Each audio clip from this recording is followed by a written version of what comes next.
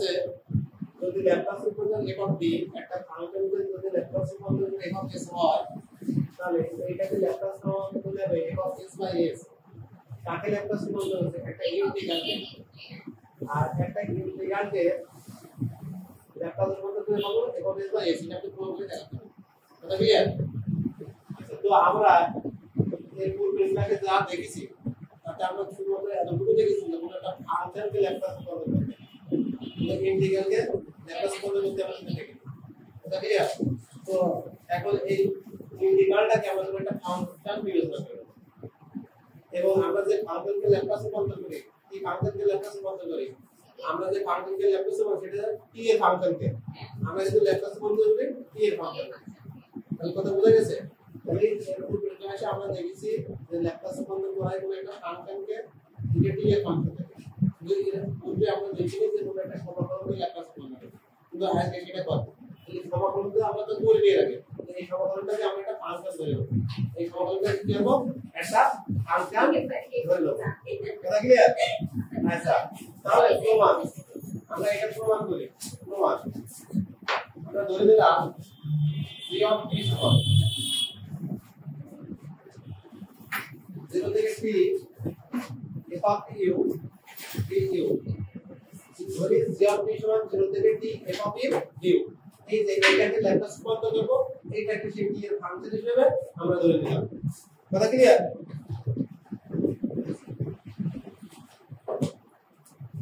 এখন আমরা এই ফাংশনটাকে একবার ডিফারেন্সিয়েশন করব আমরা কি করব ডিফারেন্সিয়েশন করব কথা ক্লিয়ার তাহলে দেখো g প্রাইম অফ t তাহলে প্রাইম t মানে কি dc বাই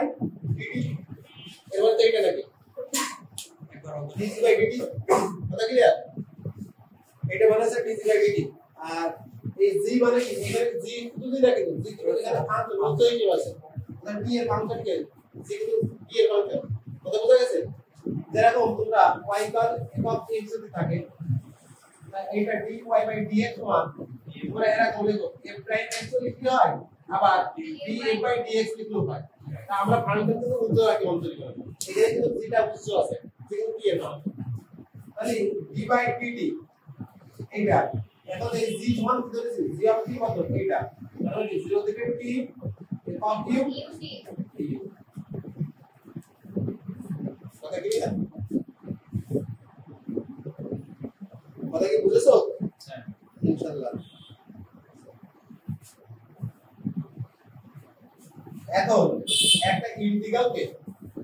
আমরা যখন অন্তরীকরণ করি এই অন্তরীকরণের জন্য আমাদের একটা নিয়ম আছে লিবনিজের নিয়ম যে এই অন্তরীকরণ করতে হয় এই যে অন্তরীকরণের নিয়মটা কথা ক্লিয়ার হয়ে যাবে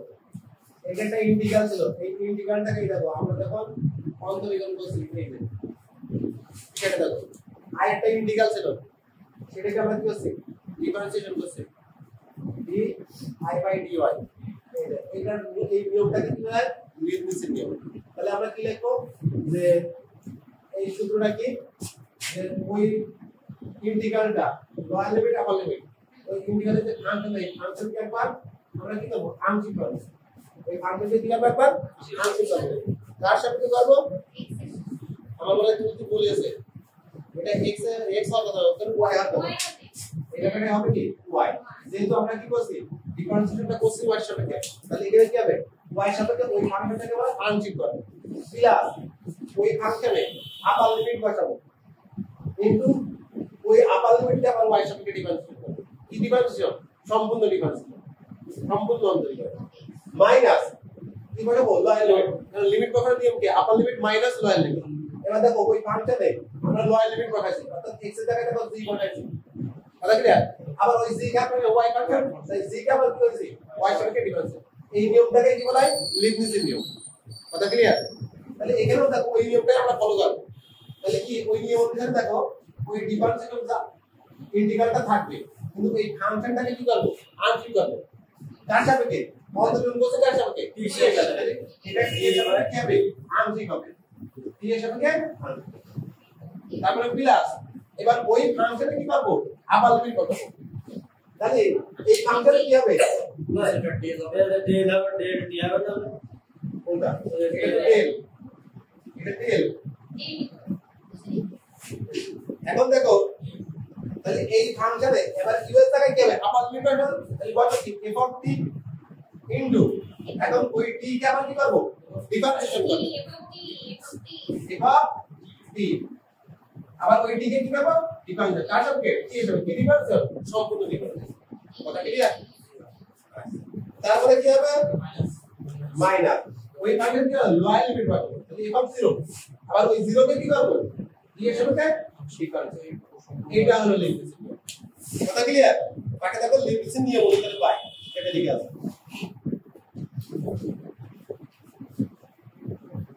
এখন খেয়াল করো এখান থেকে দেখো কি লেখা আছে 0 লেখা আছে এটা কেমনে 0 হলো খেয়াল করো এটা 0 হলো কিভাবে আমরা এই একটা কার ফাংশন তা আমরা জানি t এর সাপেক্ষে শুধুমাত্র t কে অন্তরীকরণ করা যায় অন্য কাউকে অন্তরীকরণ করলে 0 হয়ে যায় যেহেতু আংশিক তাহলে এই হলো u এর ফাংশন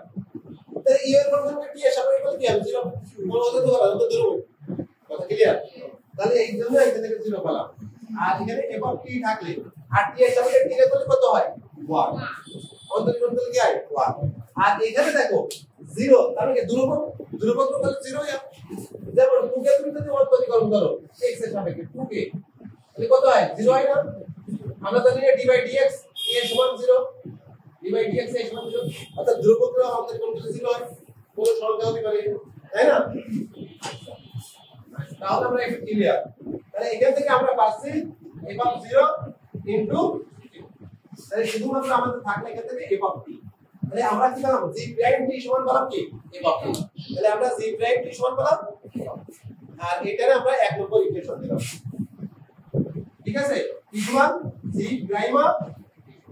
আমরা নিচে ইনশাআল্লাহ এই করতে সময় নিয়েছি ক্লিয়ার আচ্ছা তাহলে এবার আমরা মুছে দিলাম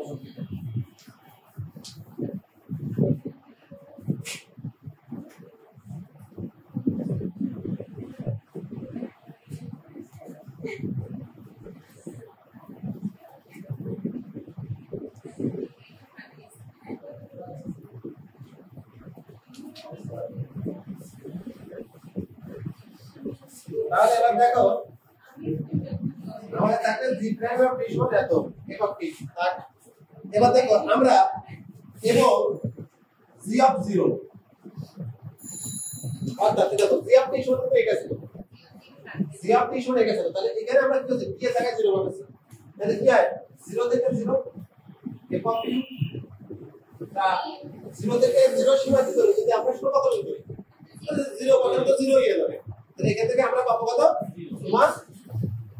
কথা ক্লিয়ার এটা দিলাম 2 নম্বর এখন একের উভয় পক্ষকে ল্যাপ্লাস রূপান্তর নিয়ে পাই এক নম্বর কোনটা এটা g প্রাইম অফ t তাই তো এক নম্বর ছিল g প্রাইম অফ t একের উভয় পক্ষে ল্যাপ্লাস রূপান্তর নিয়ে क्या करो लैप्लास रूपांतर g प्राइम ऑफ t समान लैप्लास रूपांतर f ऑफ क्लियर এখন আমরা এর আগে সূত্র লিখে দিয়েছিলাম কিন্তু এখন একটা সূত্র লিখতে হয় f প্রাইম অফ t একটা সূত্র লিখলাম না f প্রাইম অফ t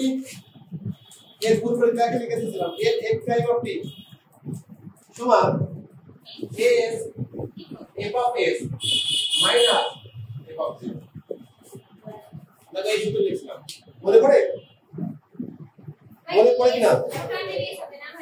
এখানে s সূত্রটা f of s এর সূত্রটা s f of s clear দেখো এই সূত্র লিখে দিয়েছিলাম এটা আমাদের উপপাদ্য সামনে আছে আচ্ছা তারপর বলে দিচ্ছি এটা কোথায় আছে এটা দেখো আমাদের উপপাদ্য 3 105 পেজে আছে l f prime of t 105 পেজে এক পেজ 105 সায়েন্স ভিউ ঠিক আছে সায়েন্স ভিউ 105 পেজে l f prime of t সমান s f of s minus f of 0 কথা ক্লিয়ার আচ্ছা দেখো এখন শুধু পার্থক্য কি এখানে আমাদের জি মানে এই জি প্রাইম অফ টি কি লিখবো s G of s minus G of 0 এখন বলি তোমরা আমার কিন্তু প্রশ্ন করো যে জি অফ 0 কেন বের করলাম এখন কি বুঝতে পেরেছো জি অফ 0 কেন বের করেছি এইটা আমরা আগে না বের করে পরে বের করতে পারতাম এই এক পেয়ে একের উপর মিলে ল্যাপ্লাস রূপান্তর করার পর আমরা তো এটা বের করে রাখতে পারবো কিন্তু ওরা বইটা আগে থেকে বের করে এসেছে তাহলে এখানে লাগবে আমার কথা কি বুঝছো তাহলে তোমরা এরকম কাজ করতে পারো যে এক নম্বর করে তারপরে ল্যাপ্লাস রূপান্তর করলে পরে এখানে এসে তখন জি অফ 0 দেখলে এখানে দুই নম্বর ইকুয়েশন দাও দিয়ে এবার জি অফ 0 বের করে আসো তারপরে মান বসাও এইভাবে করতে হবে আর আগে বের করা মানে মুখস্থ করে রাখা যে জি অফ 0 আমি দিন দেখো নাকি কথা ক্লিয়ার আচ্ছা তাহলে এখানে এই দেখো আমরা তো প্রথমে বলা ছিল যে ল্যাপ্লাস রূপান্তর এফ অফ টি সমান আমরা কি পাই এভাবে তাহলে এফ অফ টি সমান লিখতে পারবো এফ অফ টি ক্লিয়ার তাহলে দেখো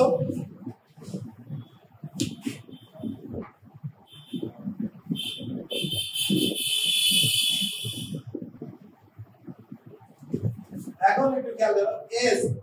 এইটাকে আমরা এইটার পরিবর্তে দেখো এইটা যে আমরা লিখছি এখানে যেটা বলেছে যে l f of t সমান লিখা যায় f of s তাহলে আমরা l g of t সমান কি লিখতে পারি g of s তাহলে g of s এর পরিবর্তে l g of t আনতে পারি ল্যাপ্লাস রূপান্তর g of t তাহলে এখানে যে g of s আছে এর পরিবর্তে আমরা লিখতে পারি ল্যাপ্লাস রূপান্তর g of t কথা ক্লিয়ার তাহলে এখানে আমরা লিখতে পারি ল্যাপ্লাস রূপান্তর g of t R g of 0 এর ভ্যালু পাইছিলাম 0 তাহলে এখানে থাকবে 0 সমান f of s ইনশাআল্লাহ আমরা সবাই বুঝতে পারছি তাহলে দেখো এখন এখান থেকে আমরা l g of t রাখলাম ল্যাপ্লাস রূপান্তর g of t আর s কো এখানে পাঠিয়ে দিলাম তাহলে কি আসে f of s by f of s by কথা ক্লিয়ার তাহলে আমাদের পরবর্তী লাইন কি আছে দেখো ল্যাপ্লাস রূপান্তর আর এই g of t সমান কি ধরা ছিল 0 থেকে t f of u d এই টু সমান আমাদের কি ধরা ছিল g of t